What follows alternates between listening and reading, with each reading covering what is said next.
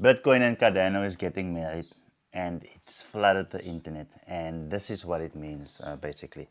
There are those who are obviously holding Bitcoin for the longest of time, but Bitcoin has become a store of wealth. They basically just holding it for the profit. And the reason why Bitcoin was started, or cryptocurrency started back in 2009, it was to bring a new financial system. So that is why we have alternative coins which are also trying to achieve that goal, because with Bitcoin you couldn't program it, and it actually can't replace the current financial system. And that is why the other altcoins are there, or the alternative coins. But now Cardano has figured out a way how you can actually make Bitcoin to actually achieve that initial goal. So I found this video where Charles Hoskinson speaks about it.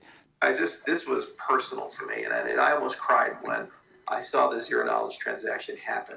I didn't believe it when I first saw it. So what the Bitcoin operating system people did, this is Ida and Yango's people, and I think Circular Learner and a few others had some of the preliminary ideas about this, is they figured out how to embed, using Taproot into the Bitcoin blockchain, an ability to install zero knowledge proofs. Now, what this does is it actually gives a brain and eyes to Bitcoin. What that means is you can now trustlessly connect Bitcoin to other ecosystems. So the whole hybrid application model opens up. There's $1.3 trillion of Bitcoin. There's over 100 million users. It's one of the biggest markets in the world. And Cardano is the native touch point, because we're both UTXO systems. It's exceedingly easy to connect these two systems and develop these two systems. So what does that mean? It means Bitcoin can flow into Cardano, and with Babel fees coming next year, they will be able to pay transaction fees in Bitcoin. Under the hood, ADA is being consumed, but there's markets that, so it creates demand for ADA. Basically means you get a DeFi experience for the first time ever with Bitcoin. So all the NFT projects in Cardano can be purchased with Bitcoin, all the DEXs, all the DeFi applications, these types of things. That's more liquidity than Ethereum and Solana combined. And that bridge is there. So I got so excited about it. The minute I said that, I said, Bitcoin Education Project is back. I haven't really seriously looked at and studied Bitcoin in like almost 9 years. And I read advancement here and there, but I said, I don't read the code. I don't look at that stuff. Why now? I actually bought the third edition of Andreas Antonopoulos' Mastering Bitcoin book. I bought it today. I'm emailing friends and saying, all right, we got to go through the code. Let's do a reading party. This is going to be some fun. We're gonna start tearing into these things. I'm going to redo my course.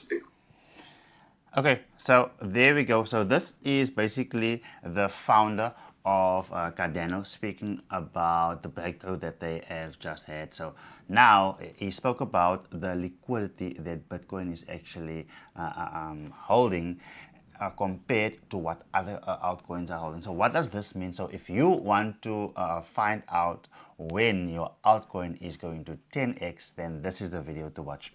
Now, what does this mean for Cardano? Now that that connection has been made, Bitcoin will be able to get privacy. So that is basically when people are making transactions in Bitcoin now. So it is public, and when you are making transactions on your banking app, everyone can see what transactions you are doing. So definitely, in order for Bitcoin to replace the current financial system, they actually need to get privacy, and that is what Cardano brings to the table.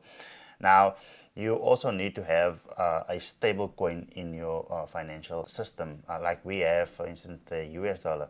So, which is basically used if you want to not have exposure into assets that are fluctuating. So you can get into cryptocurrency, but when you want to get out, you don't have to sell it all for rands or your local currency. You can sell it for JED.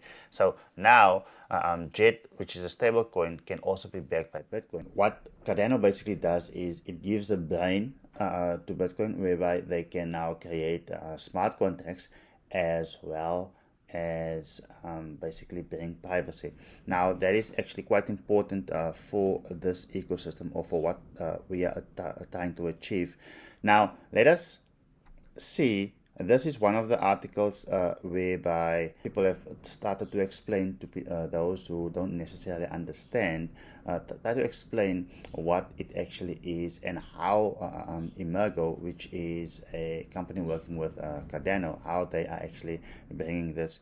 So what it does is it is building bridges or tools in order for the two networks to speak together. But what does this mean for a normal person just buying just for speculation, just in order to get growth out of it?